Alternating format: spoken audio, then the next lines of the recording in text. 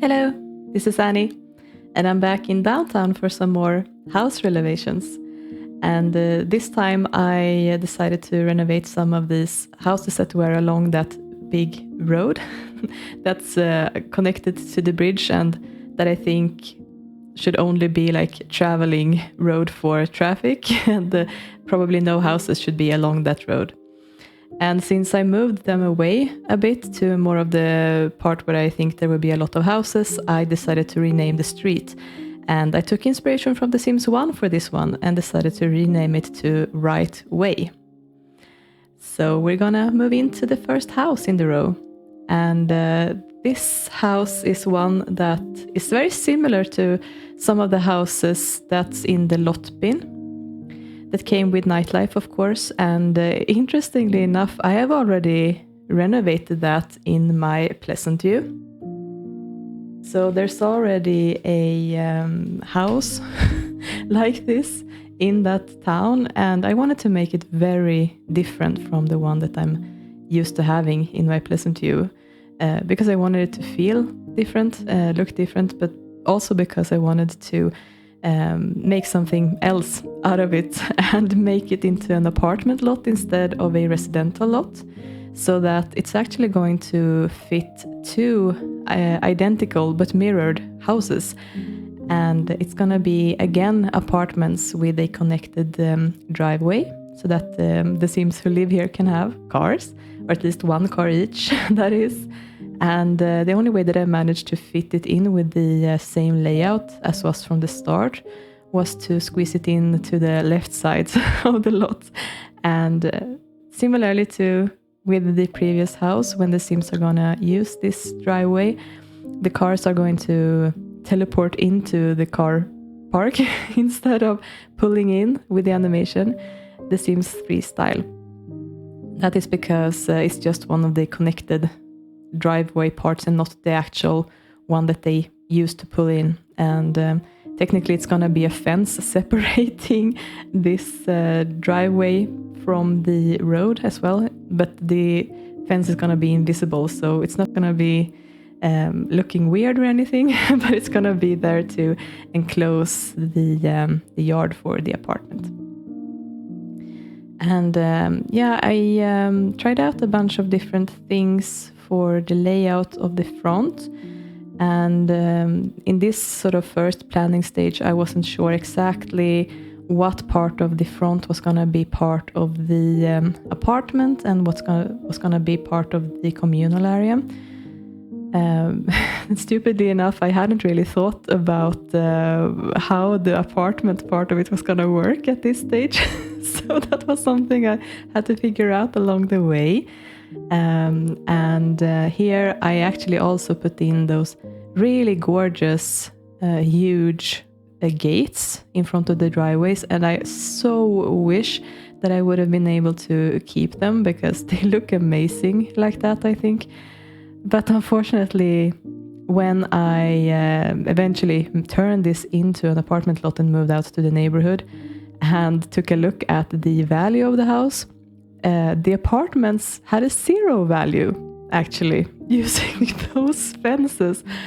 And that was a little bit confusing for me. Like, why is that happening? And then I did some trial and error and figured out that, okay, it's those big gates for some reason. So yeah, unfortunately I had to remove them. But they look really nice. I really wish I could have kept them.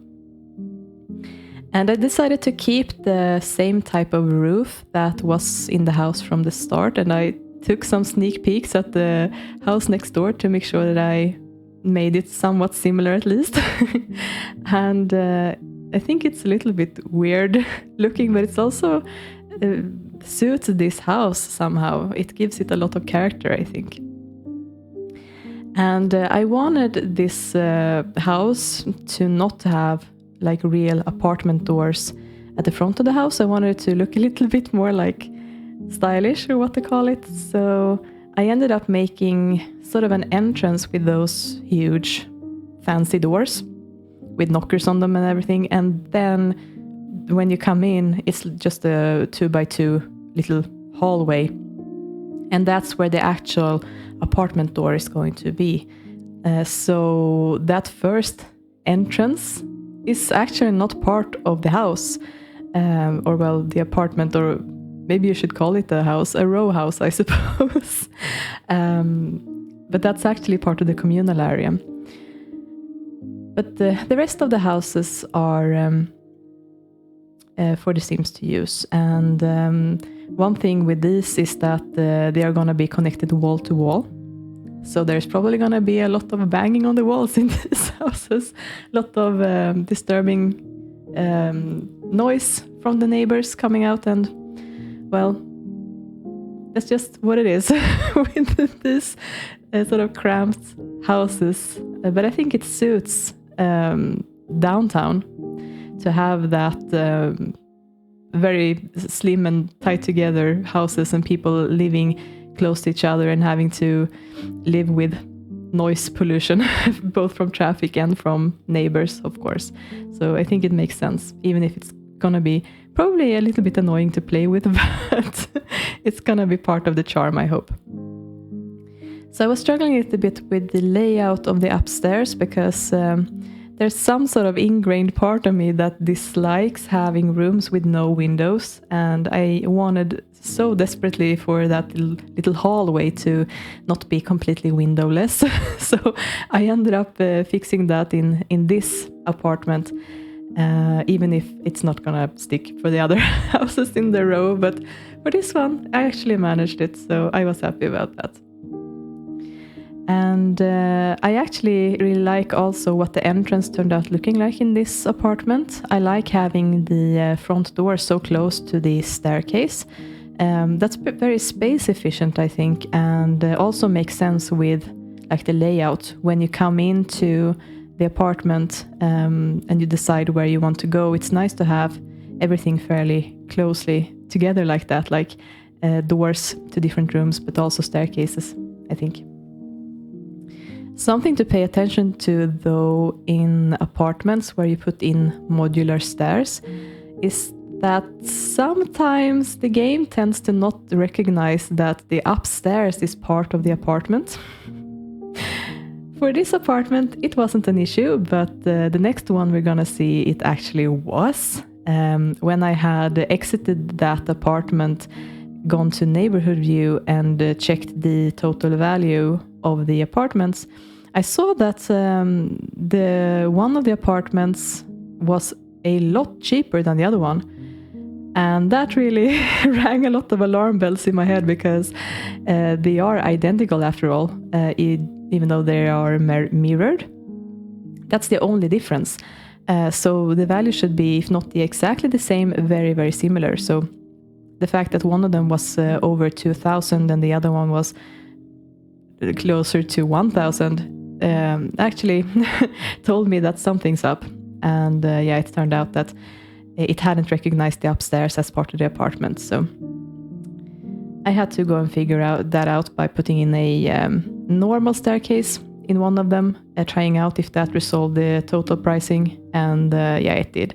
So that's something to keep in mind if you are building apartments with modular stairs inside of them, to actually also go ahead and check the total pricing. It can be a little bit difficult if you have made apartments that don't look identical to each other to see a big difference like that. So unfortunately, sometimes you might only notice when you move a family in. So yeah, it's a build with modular stairs at your own risk, I suppose.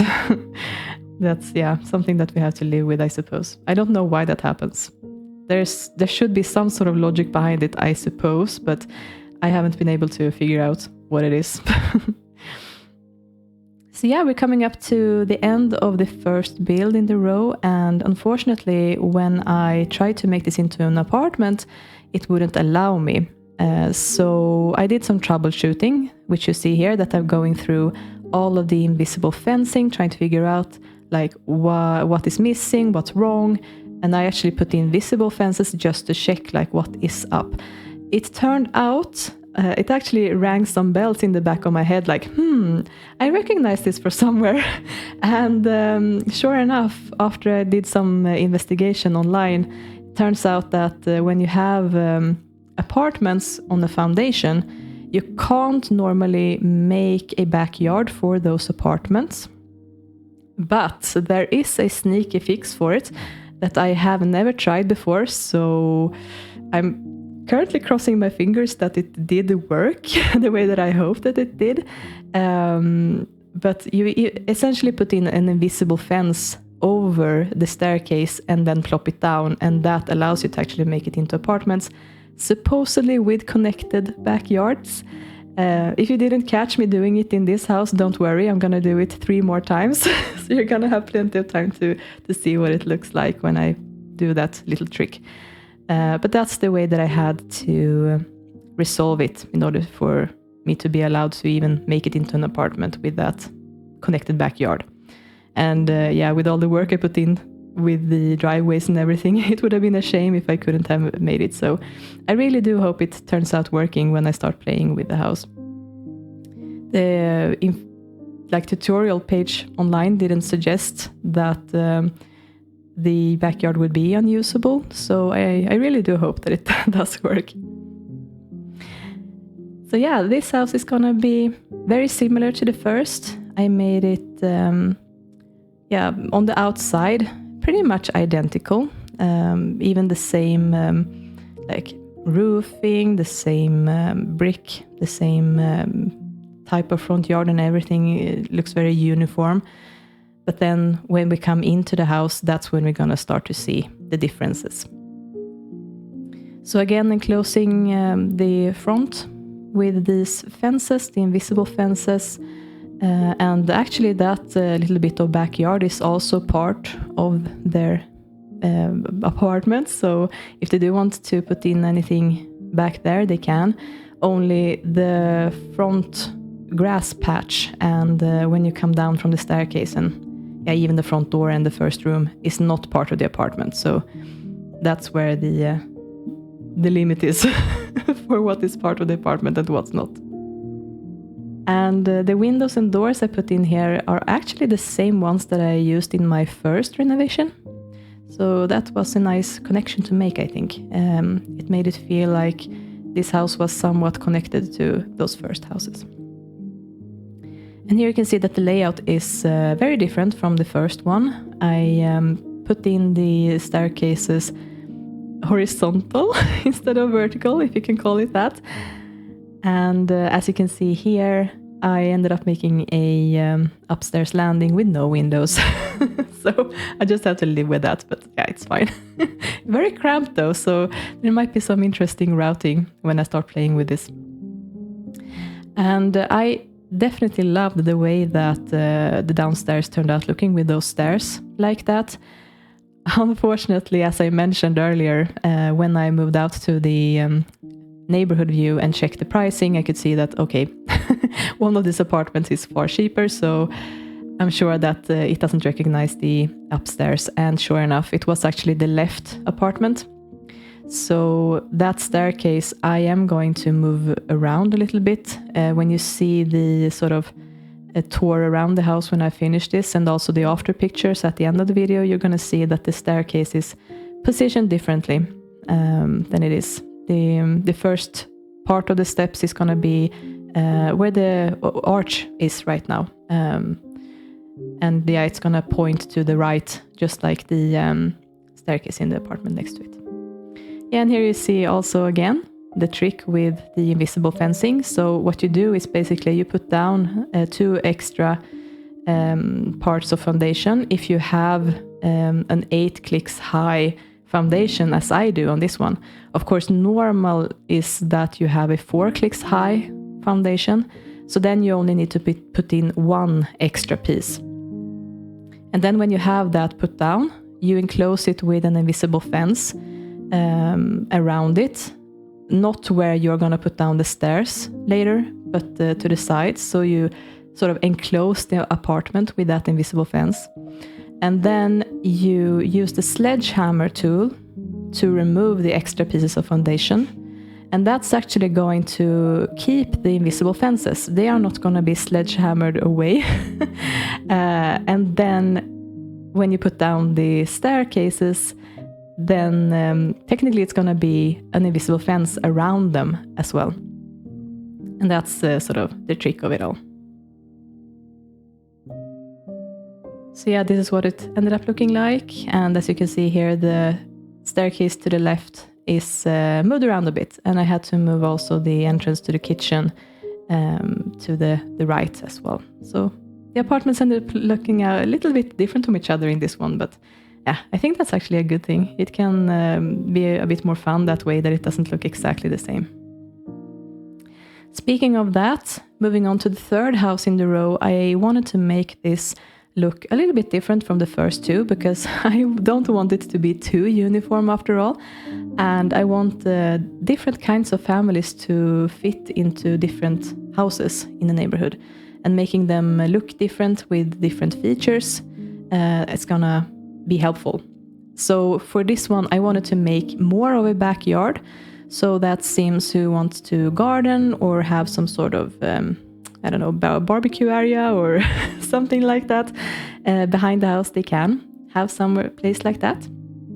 And at first I thought I was gonna keep this sort of patio thing that was at the back of the house from the start. But then I actually thought it was better to make a bigger backyard with more space for them to be actually on the grass. So I end up removing that later. But at the front of the house, it looks very, very similar to the first two, of course. Keeping it uniform again, with the same kind of roof. And at first I thought I was going to make the roof pattern a little different. This is the roof that was on the house from the start. And I kind of liked the blue hue of it. I thought it looked nice and a bit different like that. But as I start working on the house, I actually decide to change it after all. We're gonna see that later. Yeah, and here I decide to bring it down, make a similar solution as for the first two houses, so that I actually have more grass at the backyard. And this house was gonna be in a gray brick instead of a red one to spice it up a bit. And here I'm trying out a few different roof patterns and ends up going with the same one as the first two houses. I think that suits these kinds of houses the best after all, so that's what I went with. But I ended up going with white doors instead of black ones in this one. And now that I'm starting to think about the layout inside of the houses is when it's going to be the most different, I think, because even though it's not very much smaller than the first two, I think it's like 2 tiles shorter or something. That actually makes a pretty big difference when it comes to the layout inside. Here again, you're gonna see the trick. I put in the fences there and then sledgehammering away the extra foundation pieces and putting down the staircases. So now around these staircases, there's also invisible fencing. So yeah, this I think I actually ended up liking the gray brick more than the red one for these kinds of houses. Somehow it made it look even more like townhouses than the first ones did. I don't know why.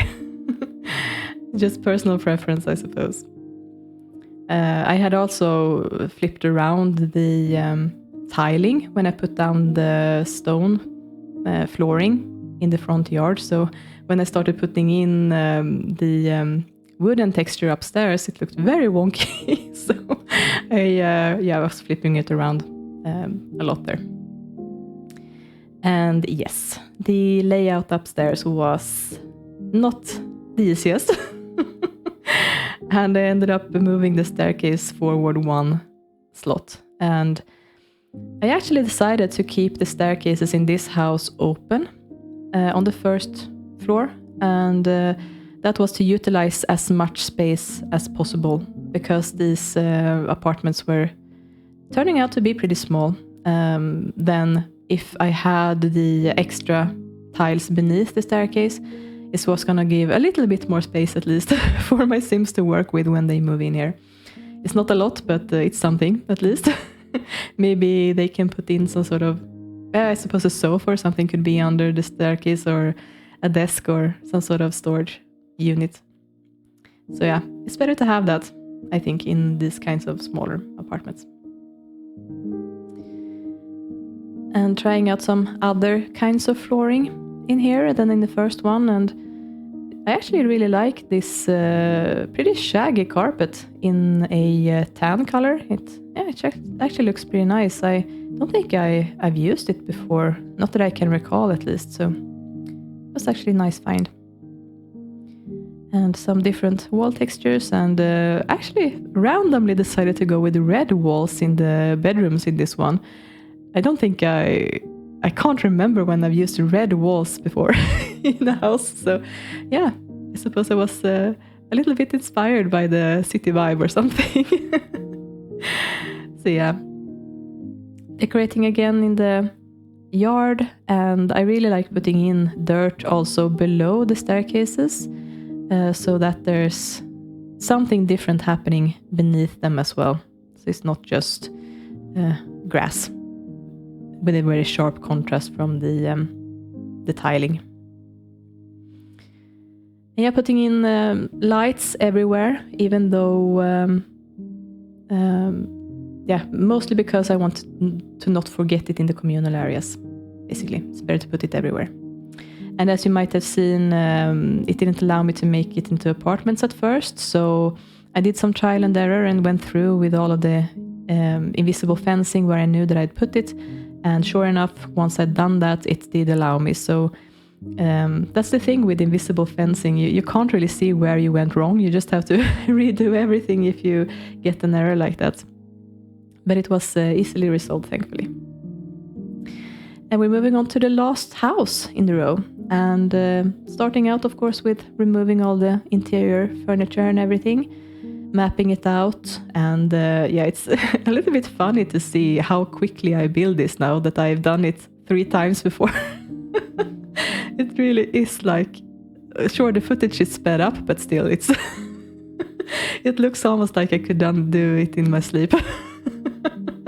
Maybe I could. Maybe that's a new challenge to try out. But yeah, I'm very pleased actually with the way that it's turned out looking like with the houses next to each other as well. Even though it's not connected row houses in that they are all like put together, like the trick you can do with the lot adjuster tool. It still looks a bit like that, I think, but more, I don't know, it's somehow like I can more imagine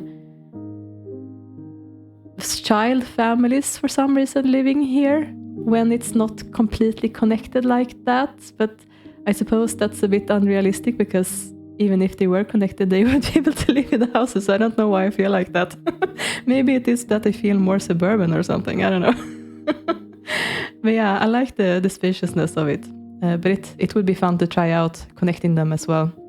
I actually recently saw a really, really great tutorial video by T-Addict on that topic. So if you're interested in learning those kinds of building tricks, I highly recommend watching that, because that was a really cool tutorial video. I learned a lot from it. But yeah, this house layout was fairly similar to the first house actually, and I tried to put in the staircases in sort of exactly the same spot, but once I started to try to build the rooms upstairs, that's when I started to run into problems. So I had to scoot it a bit closer to the entrance, which made a very slim first room when you come in.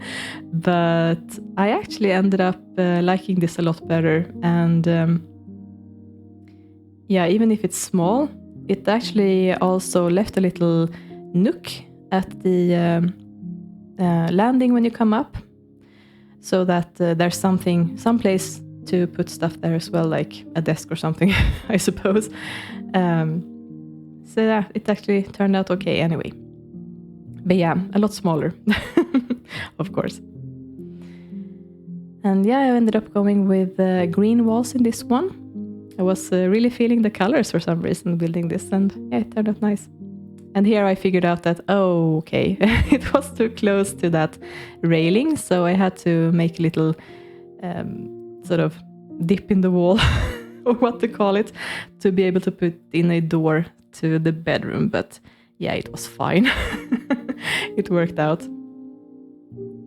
And I really enjoyed putting in different kinds of plants as decoration at the front of the houses. That made them look very different from each other, or somewhat different at least, when it's very easy to make them look very uniform.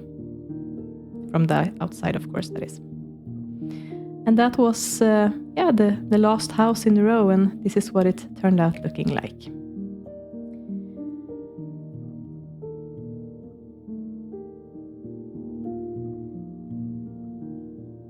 And these are the after pictures. So I'm really excited for moving in my families in these houses. I think that I have some families in mind. I think that some of the older couples with teenage children might be able to live here comfortably.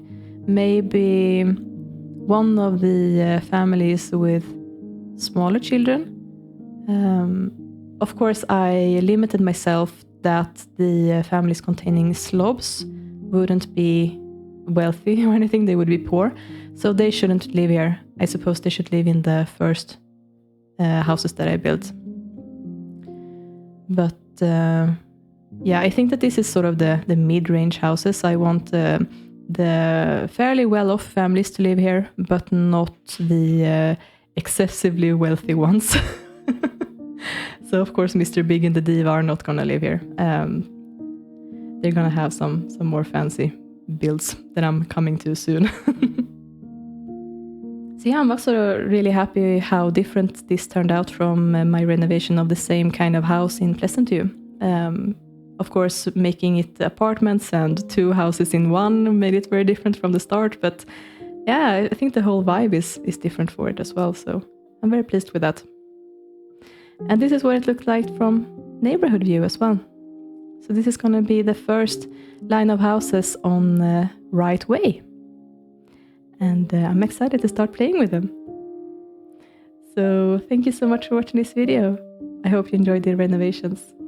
And I'll see you next time. Take care. Bye.